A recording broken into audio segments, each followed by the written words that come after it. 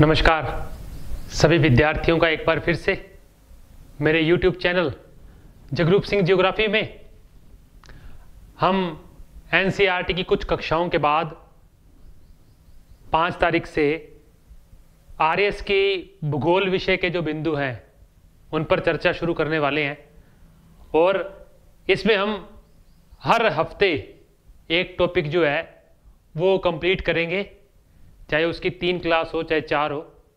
आज हम उसी क्रम में जो भूगोल का सिलेबस है उसमें जो पहला बिंदु है विश्व के प्रमुख स्थल रूप या मेन लैंड फॉर्म्स, और उसमें माउंटेन्स यानी पर्वत पर बात करेंगे। आज पर्वत क्या है, ये मेन लैंड फॉर्म्स क्या होते हैं, कितने प्रकार के हैं, इन सभी पर चर्चा शुरू करते हैं। तो सबसे पहले इस टॉपिक को शुरू करने से पहले हम एक छोटे बिंदु पर बात करते हैं जिसको बोलते हैं लैंड फॉर्म्स या स्थल रूप। ये क्या होता है और इसका क्या मेन काम है, क्या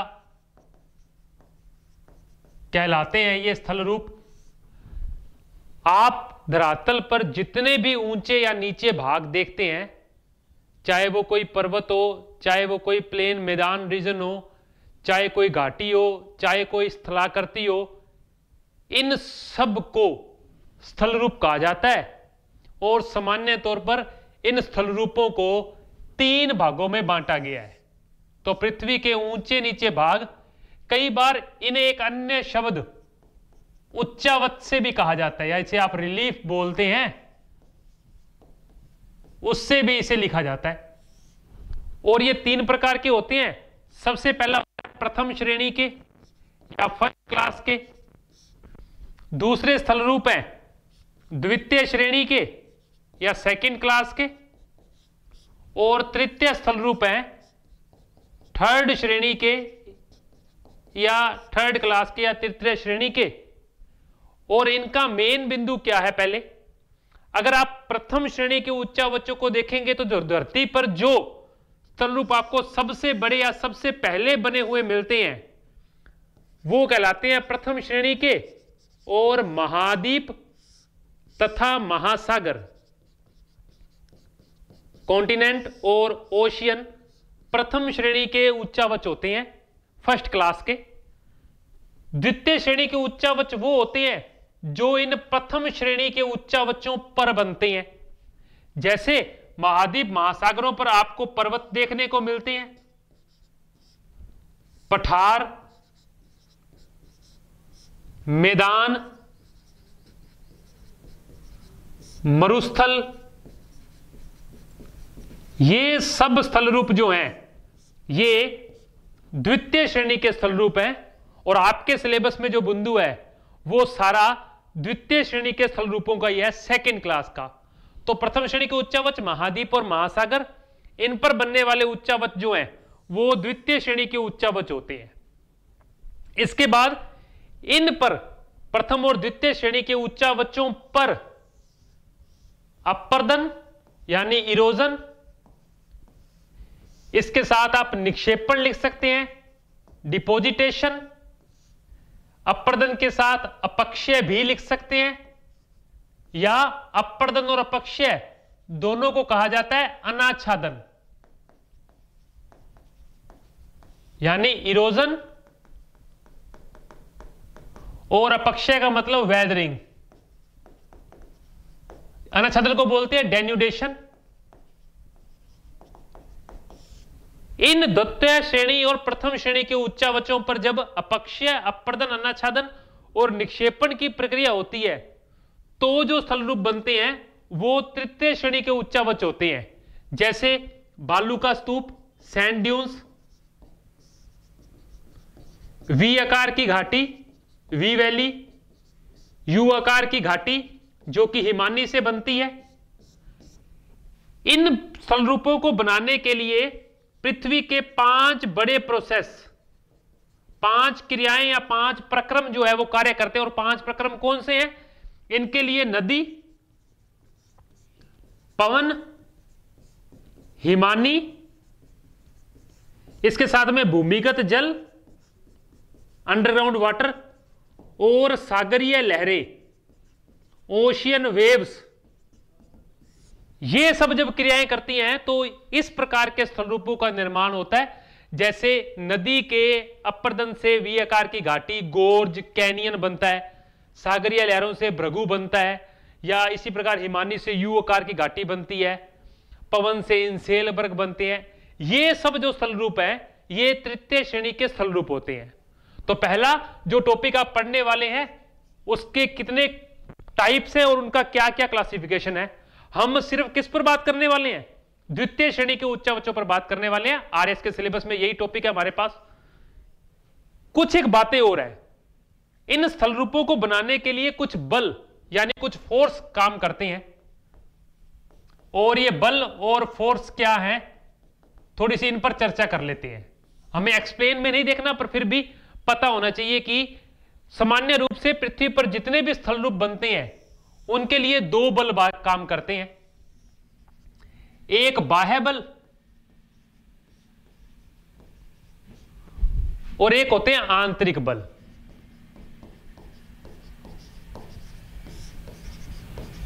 सामान्य रूप से बाह्य बलों के तीन प्रकार होते हैं।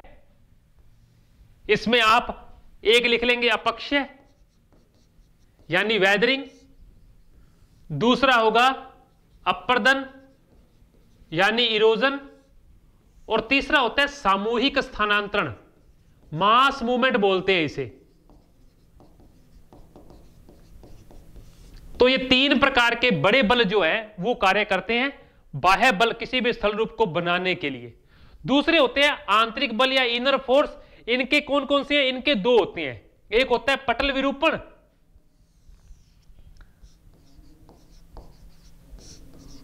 और पटल विरूपण बल यानी डायास्ट्रोफिक फोर्स जो होते हैं,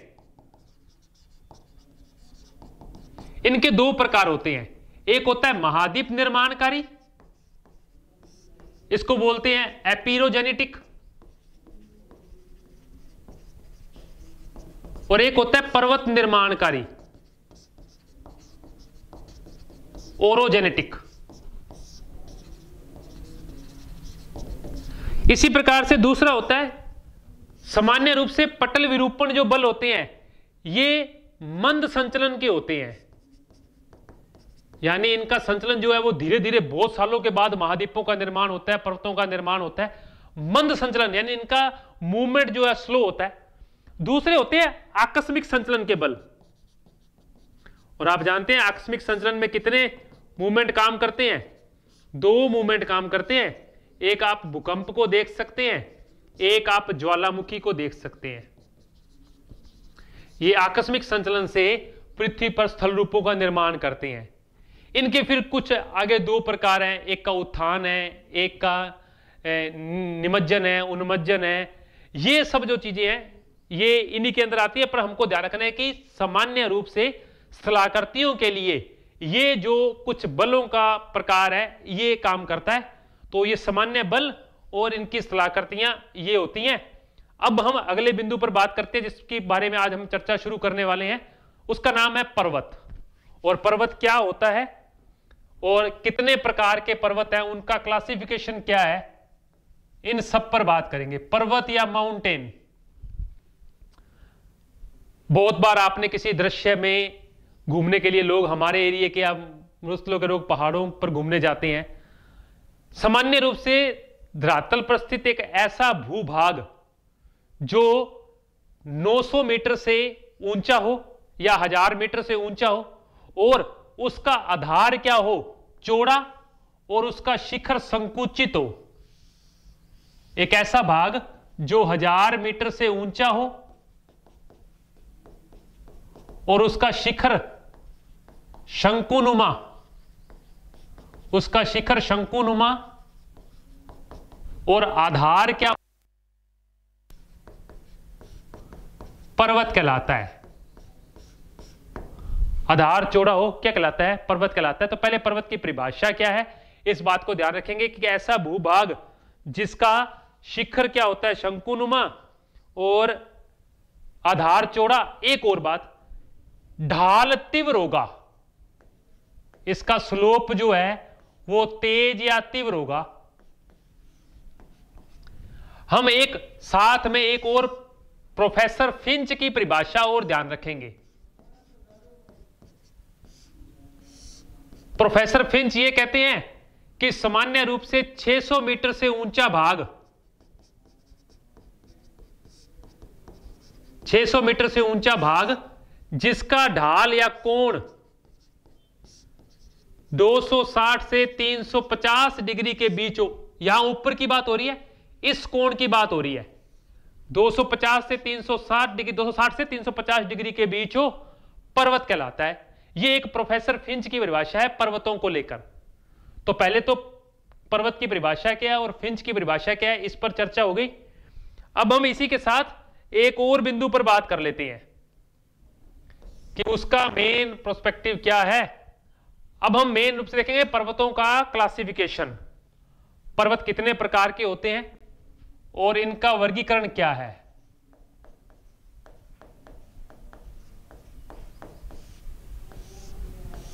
पर्वतों का सामान्य तौर पर 5 प्रकार का क्लासिफिकेशन पढ़ने या देखने को मिलता है। हम उन्हीं 5 पर बात करेंगे। सबसे पहला होता है आयु के आधार पर पर्वत या एज के आधार पर। और एज के आधार पर पर्वत कितने प्रकार के हैं? 4 प्रकार के होते हैं। पहला चर्नियन काल के पर्वत, कैलिडोनियन काल के पर्वत, हर्सिनियन काल के पर्वत और अल्पाइन काल के पर्वत। दूसरा जो क्लासिफिकेशन है वो है ऊंचाई के आधार पर पर्वत। और ऊंचाई के आधार पर पर्वत जो हैं वो 4 प्रकार के होते हैं। अत्यधिक ऊंचे पर्वत,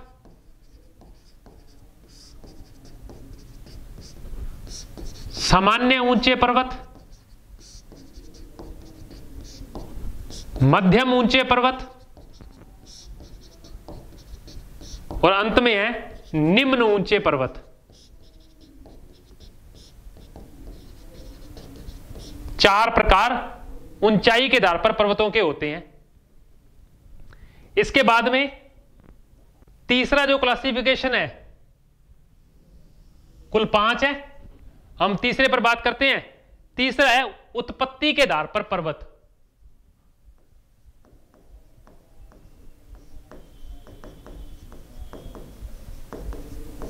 उत्पत्ति के आधार पर ब्लॉक पर्वत,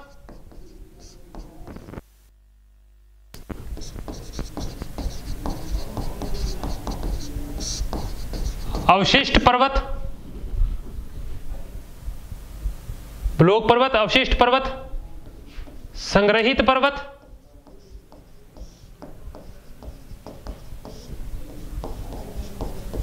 गुंबदाकार पर्वत, ज्वालामुखी पर्वत,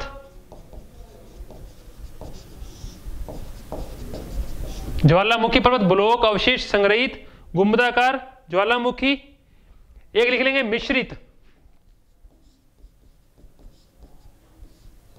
और एक हम लिखेंगे वलित पर्वत।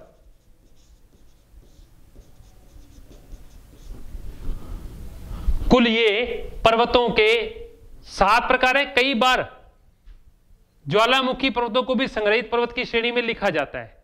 एक साथ भी पढ़ सकते हैं, अलग अलग भी पढ़ सकते हैं, कोई बड़ी बात नहीं है इसमें। अगले प्रकार के जो पर्वत हैं वो है स्थिति के अनुसार पर्वत।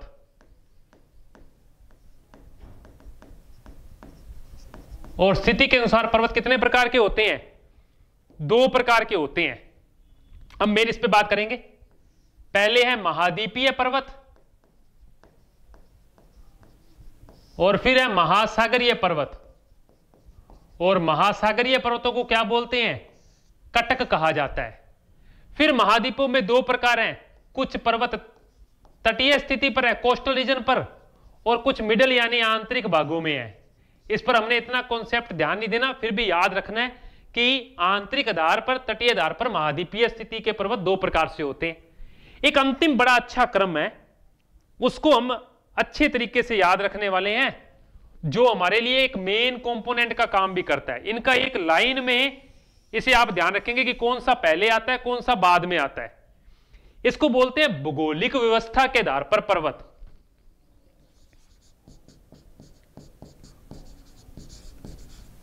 और भौगोलिक व्यवस्था के आधार पर पर्वत जो है वो एक होगा पर्वत क्रम, पर्वत समूह, पर्वत श्रृंखला,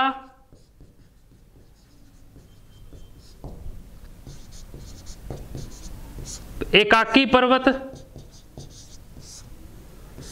कुछ ऐसे आप जो बार बार पढ़ते हैं कि पर्वत का क्रम कौन सा है, पर्वत की श्रृंखला कौन सी है, पर्वत का समूह कौन सा है, एक इस प्रकार के भौगोलिक व्यवस्था के आधार पर भी पर्वत होते हैं। हम इन पर भी बात करेंगे कि क्या प्रमुख बिंदु हैं और इनका क्या क्लासिफिकेशन रहा है। हम इस पर इतनी चर्चा नहीं करेंगे, इसको भी ठीक ठीक देखेंगे कि इसमें सिर्फ हमको हाइट ध्यान रखनी है। एक और बात, अच्छी बात ध्यान रखेंगे कि ऊंचाई के आधार पर पर्वत जो आप देखते हैं, ये पर्वत प्रोफेसर फिंच ने ही बांटे हैं। प्रोफेसर फिंच ने ही इन पर्वतों को बांटा है। एक और बात, बहुत बार पेपर में पर्वतों के युगों का क्रम पूछा जाता है, तो इसका सामान्य सा सूत्र है कि चना व केला खाकर हंसना है अल्प मात्रा में। तो चना से चर्नियन, केले से कैलिडोनियन, हंसने से हर्सीनियन और अल्प से अल्पाइन। अब हम इन सभी पर थोड़ी डिटेल से बात कर लेते हैं कि कौन से पर्वत किस काल में बने हैं और उसमें मेन पर्वत के एग्जाम्पल कौन से हैं। चलिए शुरू करते हैं। पहले पर्वत जो हैं वो हैं आयु के आधार पर।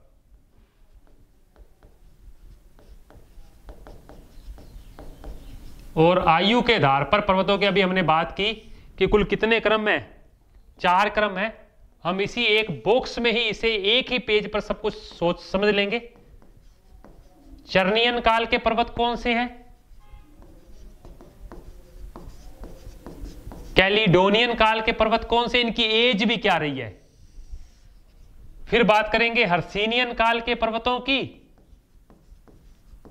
और फिर बात करेंगे अल्पाइन काल के पर्वतों की, जो कि दुनिया में सबसे नवीन है। पहले इन चारों को लिख लेंगे आप और इनके युग लिख लेंगे। पहले जो पर्वत हैं वो 40 से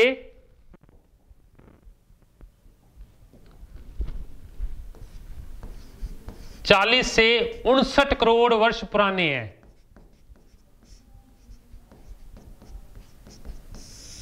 दूसरे पर्वत 32 करोड़ वर्ष पुराने हैं। तीसरे पर्वत 22 करोड़ वर्ष पुराने हैं।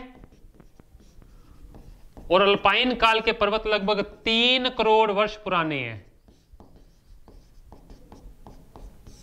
पहले तो इनके अंदर इसकी एज क्या रही है, 40 से 59, 32 करोड़ वर्ष, 22 और 3 करोड़ वर्ष पुराने।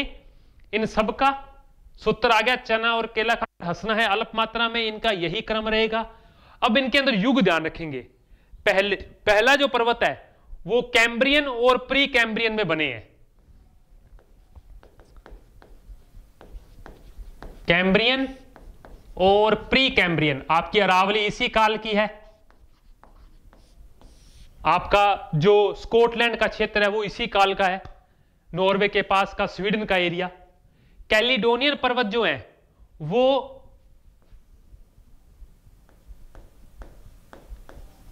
सिल्यूरियन से लेकर डिवोनियन काल में बने हैं। Cambrian, pre Cambrian, Ordovician, Silurian, Devonian, Carboniferous, Permian, Triassic, Jurassic, Cretaceous. ये क्रम उस एज की बात कर रहा हूं जो दुनिया के 17 बड़े पृथ्वी का कालक्रम है। जब वो बिंदु आएगा तो उस पर बात करेंगे कि कैम्ब्रियन, प्री कैम्ब्रियन, फिर Ordovician, Silurian, Devonian, Carboniferous, Permian, Triassic, Jurassic, Cretaceous, Eocene, Oligocene, Miocene, Pliocene, Pleistocene, Holocene. ये 17 जो कालक्रम है इन पर तब चर्चा करेंगे। तो सिल्यूरियन और डिवोनियन में कौन से पर्वत बने हैं, आपको कैलिडोनियन काल के पर्वत बने हैं। उसके बाद में कार्बोनिफेरस से पर्मियन के बीच में, कार्बोनिफेरस से पर्मियन के बीच में आपको हर्सिनियन काल के पर्वत मिलेंगे। और अल्पाइन जो कि दुनिया में सबसे नए पर्वत है, हिमालय वगैरह, ये सब इयोसीन, ओलिगोसीन, मायोसीन और प्लायोसीन काल के जो पर्वत आप देखते हैं वो सब अल्पाइन काल के पर्वत हैं। तो दूसरा हम इसमें एज के साथ इनका ग्रुप ध्यान रखेंगे एरा का, कि कौन सा प्रमुख इनके अंदर एरा का ग्रुप है। पहले तो इतनी बात कंप्लीट करते हैं। अब हम बात करते हैं इनके एग्जाम्पलों की। हमको एग्जाम्पल ही ध्यान रखने हैं पेपर में। चर्नियन काल के पर्वत दुनिया में सबसे प्राचीनतम पर्वत हैं। दुनिया में सबसे प्राचीनतम पर्वत हैं। आप एल्गोमन पर्वत को देखिए, इसी के साथ आप अपलेशियन को देखिए। कई बुकों में अपलेशियन को कैलिडोनियन में लिखा है, वो गलत है। इसके साथ आप अरावली को देखिए, स्कॉटलैंड का एरिया। ये सब पर्वत किस काल के हैं? चर्नियन काल के हैं। एल्गोमन हो गया, इसके अलावा अरावली हो गया, दो तीन और नाम है। लोरेंशियन शील्ड है, एक लोरेंशियन शील्ड है। इसके अलावा किलार्नियन पर्वत है, एजलेंसी पर्वत है स्कॉटलैंड का। ये सब पर्वत चर्नियन काल में आते हैं। अरावली भारत, स्कॉटलैंड के पर्वत, लोरेंशियन शील्ड कनाडा का छठा या सातवां भौतिक प्रदेश है, ठीक है, उसको कनाडियन शील्ड भी कहते हैं। लोरेंशियन शील्ड स्कैंडिनेविया के आसपास का एरिया भी वो बोलते हैं उसे कई बार, क्योंकि वो उससे विस्थापन से अलग हुआ है। तो किलार्नियन पर्वत, अपलेशियन आप जानते हैं यूएसए के अंदर है, जिसके 5 पार्ट है बाद में। एल्गोमन पर्वत यूएसए में ही है। ये सब जो पर्वत हैं ये चर्नियन काल के पर्वत हैं, इनको ध्यान रखेंगे। दूसरी बात करते हैं कैलिडोनियन की। स्कॉटलैंड के पर्वतों के नाम पर इसका नामकरण किया गया। पहली बात तो स्कॉटलैंड के पर्वतों के नाम पर इनका नामकरण किया गया। कैलिडोनियन पर्वत के नाम पर इसका नाम रखा गया। कौन कौन से पर्वत इसके अंदर आते हैं वो ध्यान रखेंगे। स्कैंडिनेवियन पर्वत, विंध्याचल, महादेव, सतपुड़ा। बढ़िया बात, भारत के परिप्रेक्ष्य में ध्यान रखना पड़े तो विंध्याचल पर्वत, सतपुड़ा पर्वत, महादेव पर्वत, स्कॉटलैंड पर्वत। अब एक इनकी एक खासियत है, जैसे ये प्राचीनतम पर्वत है वैसे ये सभी पर्वत, कैलिडोनियन काल के पर्वत अवशिष्ट पर्वतों के रूप में बचे हैं वर्तमान में ये अवशिष्ट पर्वतों या इनमें से कई ब्लॉक पर्वत भी बन गए हैं। अवशिष्ट या ब्लॉक पर्वतों के रूप में शेष है ये। तो विंध्याचल, सतपुड़ा और महादेव भारत के, स्कॉटलैंड के पर्वत की हमने बात करी ली है इसी के साथ में। इसके अलावा आप लिख लेंगे स्कैंडिनेवियन पर्वत है, एक आयरलैंड के पर्वत भी इसी के अंदर आते हैं।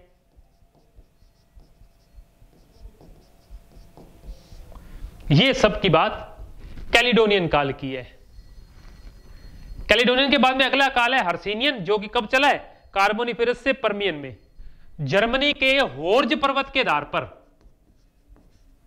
जर्मनी के होर्ज पर्वत के आधार पर इसका नामकरण किया गया। पहली बात तो हर्सिनियन पर्वतों का नामकरण जर्मनी के होर्ज पर्वतों के आधार पर किया गया। अब इनकी प्रमुख खासियत क्या है? आप ब्लैक फॉरेस्ट को देखिए,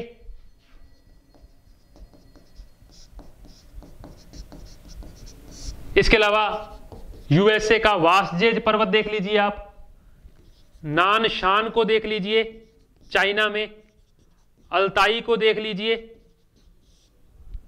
इसके अलावा मंगोलिया के कुछ भाग, मंगोलिया के पर्वत भी इसी काल की देन है। तो ब्लैक फॉरेस्ट जर्मनी में है, वासजेज ये हो गया। यूरोप का पेनाइन बढ़िया एग्जांपल है, और एक आपको ध्यान रखना है, ऑस्ट्रेलिया का पूर्वी कॉर्डिलेरा, ऑस्ट्रेलिया का पूर्वी कॉर्डिलेरा जो है वो इसी काल का पर्वत है। ये सब पर्वत कौन से काल के हैं? हर्सिनियन काल के हैं। अब अल्पाइन दुनिया के सबसे नवीन पर्वत हैं और लगभग 3 से 10 करोड़ साल के बीच में बनना शुरू हुए हैं।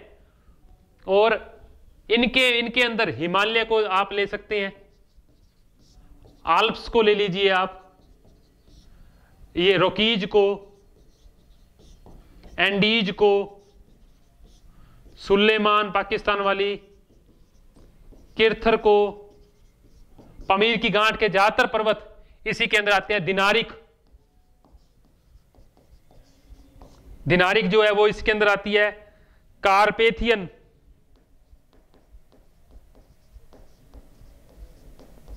दिनारिक, कारपेथियन, ये सब जो है, काराकोरम,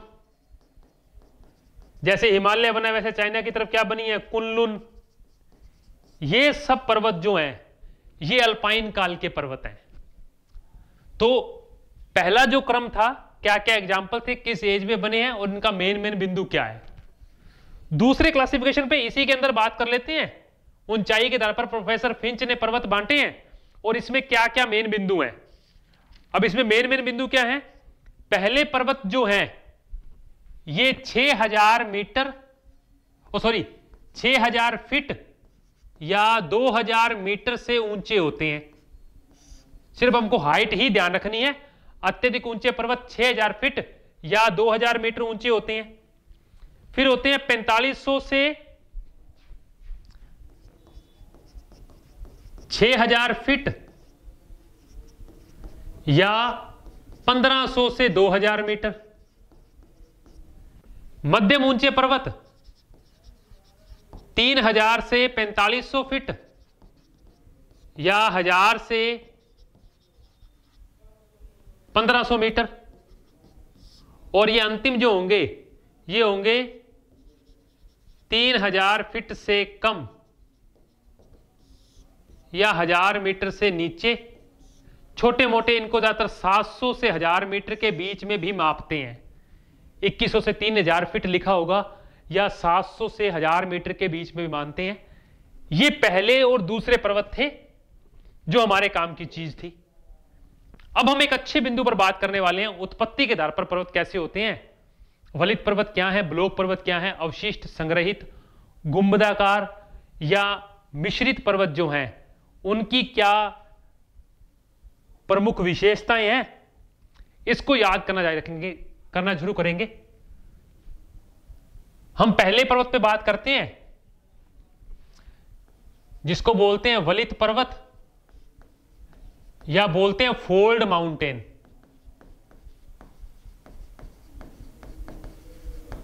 और फोल्ड माउंटेन की उत्पत्ति का सबसे अच्छा सिद्धांत है कोबर का भूसनत्ती सिद्धांत।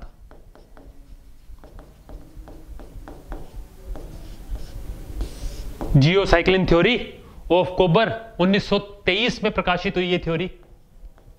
कोबर एक जर्मन विद्वान था जिसने वलित पर्वतों की उत्पत्ति को लेकर अपनी व्याख्या प्रस्तुत की। और सामान्य रूप से एक विचारधारा जो कोबर के विपरीत चली वो ये कि ये उत्तर से दक्षिण फैली पर्वत समूहों की सही व्याख्या नहीं करता, परंतु पूर्व से पश्चिम की ओर फैली सभी पर्वतों की व्याख्या करता है। सामान्य रूप से वलित पर्वत दो प्रकार के हैं। अगर आप अरावली को देखें तो प्राचीनतम वलित पर्वत है, और अगर आप हिमालय को देखें तो नवीनतम वलित पर्वत है। होता क्या है कि जब कोई दो भूभाग पास में आते हैं तो बीच का जो मलबा या उनका जो अवसाद है या उनका सेडिमेंट जो है वो वलित होकर ऊपर पर्वत का रूप धारण कर लेता है। हमें इतना ही ध्यान रखना है। सामान्य रूप से पृथ्वी की संपीड़नात्मक शक्तियों से, पृथ्वी की संपीड़नात्मक शक्तियों से या इसको बोलते हैं तनाव, स्ट्रेस, तनाव की शक्ति के कारण इन पर्वतों का निर्माण होता है। जब दो भूभाग पास में आए, संपीड़न हो। अब मान लीजिए ये एक भूभाग है और इसके बीच में कोई मलबा है, ये एक भूभाग है। जब दोनों भूभाग पास में आएंगे तो ये मलबा वलित होकर क्या बन जाएगा? पर्वत। सामान्य रूप से अगर हम रेत को दो किनारों से पास में लाए तो बीच में से क्या उठ जाएगी? ऊपर उठ जाएगी। तो वलित पर्वतों की उत्पत्ति के बारे में ये सामान्य अवधारणा होती है कि पृथ्वी की संपीड़नात्मक शक्तियों से बनते हैं और इसमें इसके दो भाग होते हैं। ऊंचे भाग जो होते हैं वो कहलाते हैं अपनति और नीचे भाग होते हैं वो होते हैं अभिनति। और एक बात और ध्यान रखेंगे, भूसनतियों को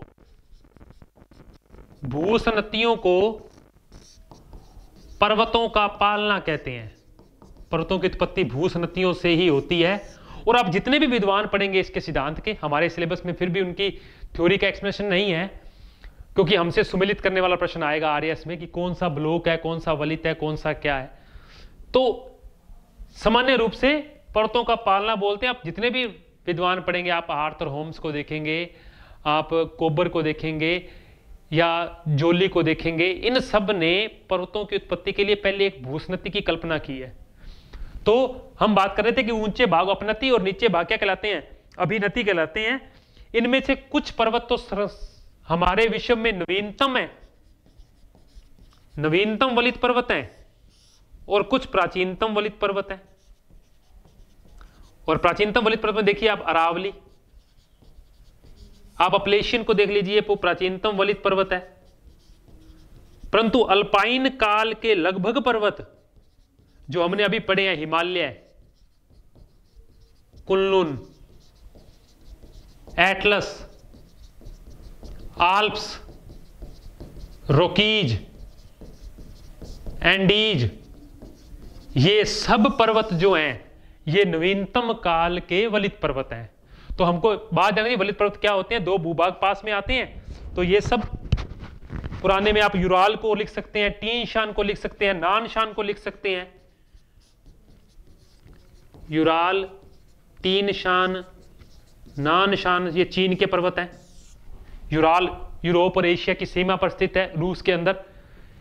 ये कुछ वलित पर्वतों की उत्पत्ति की व्याख्या ऐसे होती है। दूसरे पे बात करते हैं गुंबदाकार पर्वत, टोम्ब शेप। अब गुंबदाकार पर्वत क्या होते हैं? मान लीजिए पृथ्वी का ऊपर का धरातल इतना कठोर है और नीचे से मैग्मा की उत्पत्ति से लावा बाहर नहीं निकल पाता या मैग्मा बाहर नहीं आ पाता, परंतु उसका धरातल कुछ ऊपर उठ जाता है। नीचे से संवहनीय तरंगों से, सहवानीय तरंगों से, समहानीय तरंगों से नीचे मैग्मा जो है वो कठोर धरातल को तोड़ने की बजाय सिर्फ ऊपर उठा देता है। ऐसे पर्वत जो होते हैं वो कौन से पर्वत होते हैं?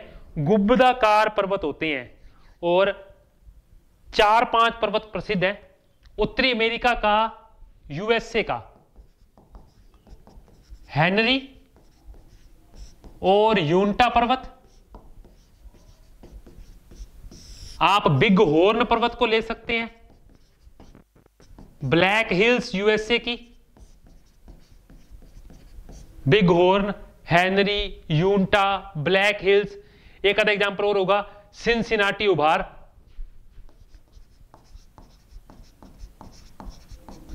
ये सब जो पर्वत हैं ये गुंबदाकार पर्वत होते हैं। तो गुंबदाकार पर्वतों की क्या व्याख्या है कि जब ऊपर कठोर धरातल और मैग्मा बाहर ना आ पाए परंतु धरातल को कुछ ऊपर उठा दे, तो ऐसे पर्वत कौन से होते हैं? गुंबदाकार पर्वत होते हैं। इसके बाद में बात करते हैं संग्रहित और अवशिष्ट। आपको एक बात ध्यान रखनी है, इन दोनों पर्वतों की एक अच्छी बात है, दोनों एक साथ ही पढ़ेंगे। संग्रहित पर्वत जहां निक्षेपण के कारण बनते हैं, और निक्षेपण में भी इनमें प्रमुख रूप से लिया जाता है ज्वालामुखी को। और अवशिष्ट पर्वत सामान्य रूप से अपर्दन के बाद शेष बचने वाले भाग जो होते हैं वो होते हैं। मान लीजिए ये कोई ज्वालामुखी क्षेत्र है, इसमें विस्फोट हुआ और इसका मलबा एक शंकुनुमा आकृति में जमा होना शुरू हुआ। ऐसे जो पर्वत होते हैं वो संग्रहित पर्वतों में आते हैं। परंतु मान लीजिए कोई पर्वत था, इसमें अपर्दन से ऊपर की चट्टानें हट गई और बीच के कठोर भाग शेष रह जाएं, तो ऐसे पर्वतों को अवशिष्ट पर्वत बोलते हैं। और ऐसे शेष बचे भाग मोनेडेनोक कहलाते हैं, अगर वो नदी के क्षेत्र में हो और अगर वो पवन के क्षेत्र में हो तो इन्हें कहा जाता है इंसेलबर्ग। अगर आप एनसीईआरटी 12वीं में मानव बस्तियों का चैप्टर पढ़ेंगे तो वहां इंसेलबर्ग के अंदर सामान्य रूप से मकान बनाए जाते हैं। तो एक पर्वत तो अपर्दन निक्षेपण से बन रहे हैं और एक किससे बन रहे हैं? अपर्दन से। निक्षेपण में नए पदार्थों का जमाव हो रहा है, अपर्दन में शेष बचे भाग रह रहे हैं। तो ये दो हम ध्यान रखेंगे कि कौन कौन से पर्वत क्या क्या कहलाते हैं। एग्जाम्पल इनके नोट कर लेंगे। जापान का फ्यूजियामा,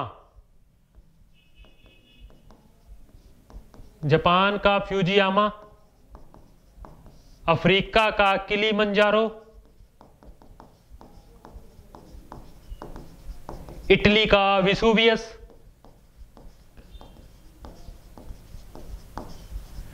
या एक आप इक्वेडोर का कोटोपैक्सी। ये सब जो पर्वत हैं, ये कौन से पर्वत हैं? संग्रहित पर्वत हैं।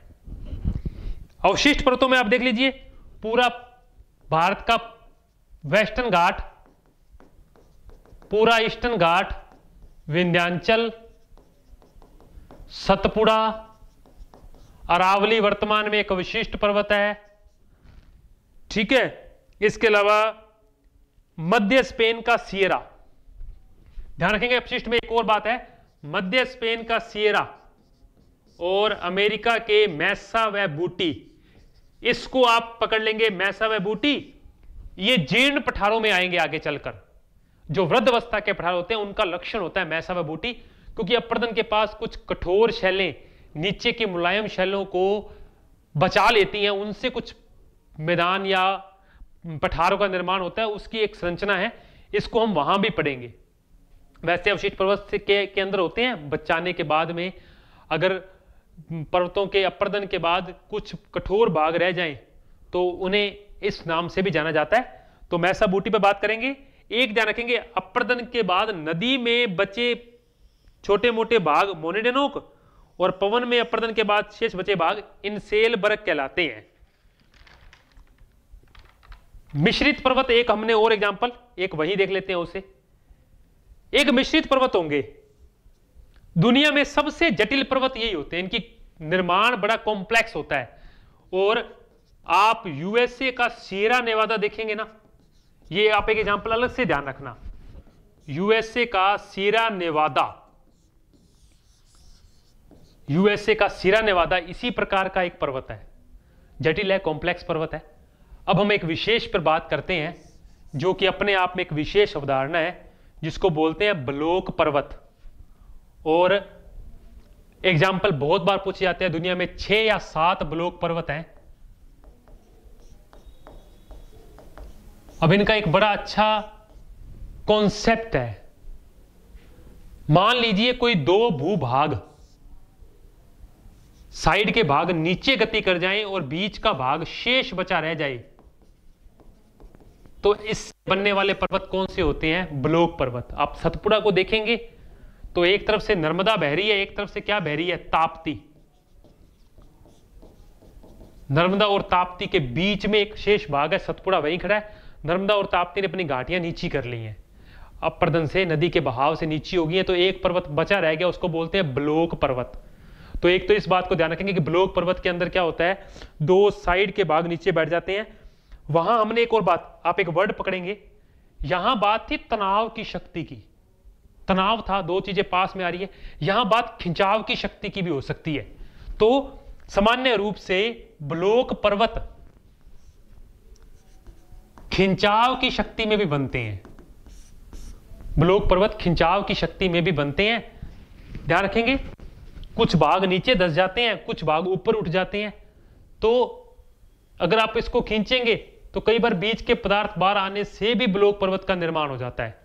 तो खिंचाव की शक्ति में भी इनका निर्माण होता है। कई बार क्या होता है, कोई चट्टान जो है किसी तल के सहारे नीचे खिसक जाती है, तो ऊपर का शेष बचा भाग भी कई बार ब्लॉक पर्वत कहलाता है।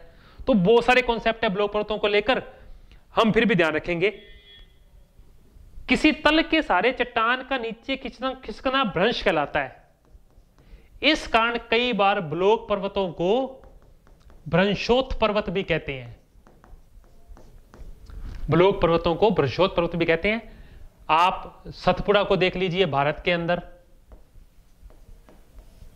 होर्ज पर्वत जर्मनी, वासजेज पर्वत यूएसए, वो जर्मनी, वासाज रेंज यूएसए, कुछ ऐसे ही ब्लॉक पर्वत के उदाहरण हैं। इनको हम एग्जाम्पल से ध्यान रखेंगे। पाकिस्तान की साल्ट रेंज, पाकिस्तान की साल्ट रेंज, रूवान जवारी, रूवान जवारी जेवरी ऐसे लिखा होगा, रूस का पर्वत है एक ये। और एक आपको सेरा नेवादा, एक ध्यान रखना है कि सेरा नेवादा दुनिया का सबसे विस्तृत ब्लॉक पर्वत है, दुनिया का सबसे विस्तृत ब्लॉक पर्वत है सीरा नेवादा।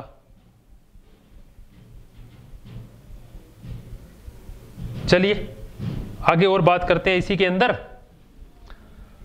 अब हम अंतिम पर बात करते हैं कि पर्वतों का क्रम, पर्वत समूह, पर्वत ग्रुप, ये सब चीजें क्या होती हैं। और आप जो ये वर्गीकरण पढ़ने वाले हैं, भौगोलिक व्यवस्था के आधार पर पर्वत,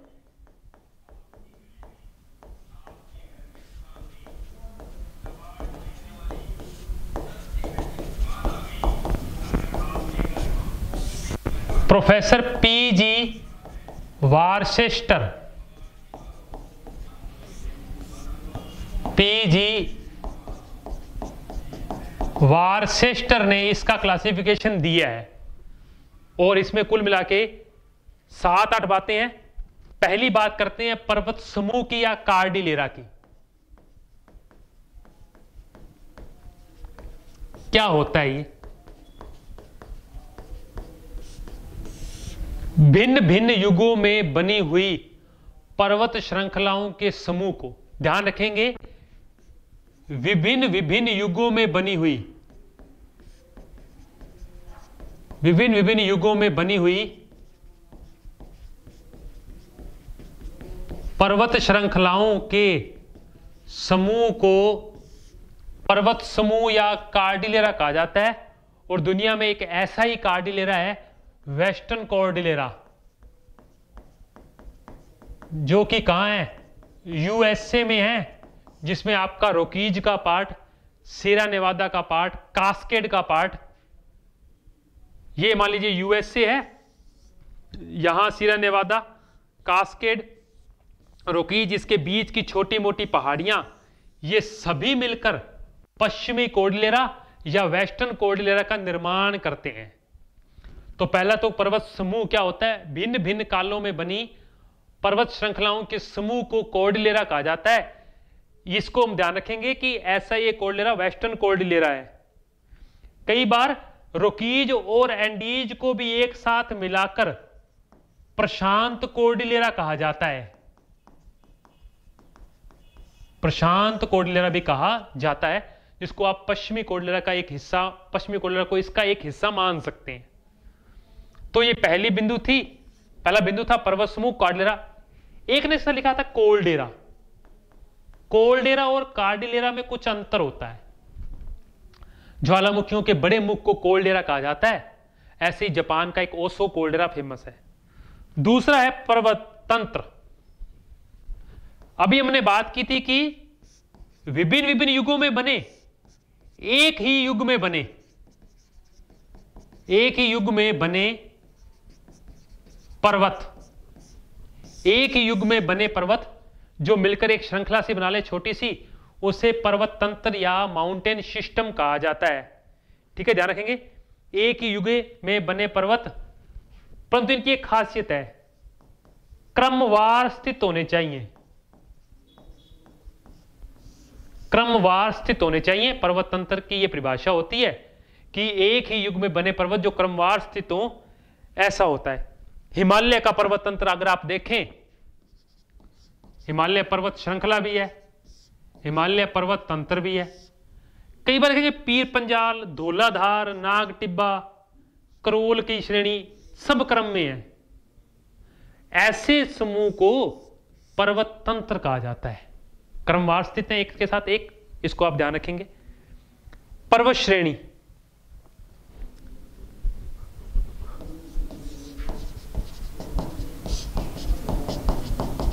पर्वतों का एक ग्रुप, पर्वतों का समूह जो एक ही काल में बना हो, जो एक ही काल में बना हो, परंतु इसके साथ में पर्वतों के साथ उसकी घाटियां भी शामिल की जाती हैं। पर्वतों के साथ उसकी घाटियां भी शामिल की जाती हैं, ध्यान रखेंगे। और जैसे ये क्रमवार होते हैं, ये एक दूसरे के समानांतर होते हैं। हिमालय एक पर्वत श्रेणी है,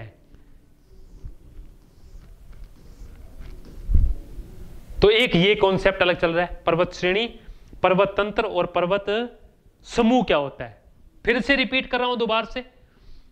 विभिन्न युगों में बनी पर्वत श्रृंखलाएं कॉर्डिलेरा, एक युग में बने पर्वत जो क्रमवार हो पर्वत तंत्र, एक ही युग में बने पर्वत जो और उनके साथ उनकी घाटियां जो कि समानांतर स्थित हो पर्वत श्रेणी कहलाती हैं।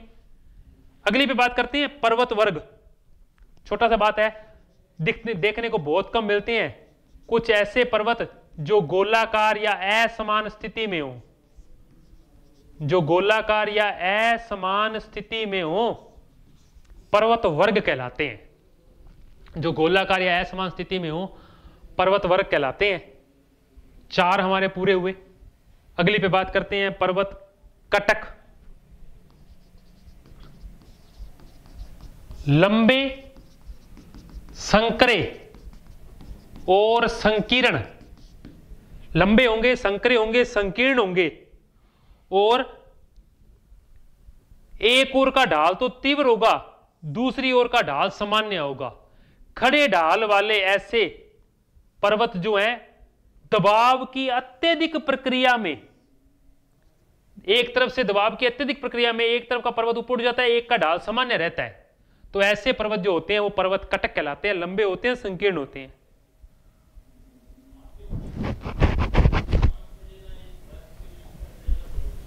एक और बिंदु है पर्वत श्रृंखला। विभिन्न युगों में बनी कुछ पर्वत जो एक समानांतर स्थित हो। हिमालय एक पर्वत श्रृंखला है, विभिन्न युगों में बनी, एक इयोसीन में बना है, एक मायोसीन में बना है, एक प्लायोसीन में बना है। ऐसी चीजें पर्वत श्रृंखलाएं कहलाती हैं। एकाकी पर्वत अंतिम बिंदु जो कि सामान्य रूप से अवशिष्ट बचे पर्वत होते हैं, ज्वालामुखी से कहीं बनते हैं, जिनका किसी भी श्रृंखला से रोकीज का, एंडीज का इनका हिस्सा नहीं होते, वो कहलाते हैं एकाकी पर्वत। ये हमारा आरएस का पहला जो बिंदु था पर्वतों का क्लासिफिकेशन, वो पूरा होता है। मिलते हैं अगली कक्षा में, तब तक के लिए धन्यवाद। हम अगली कक्षा में मैदान के बिंदु पर बात करेंगे। शुक्रिया।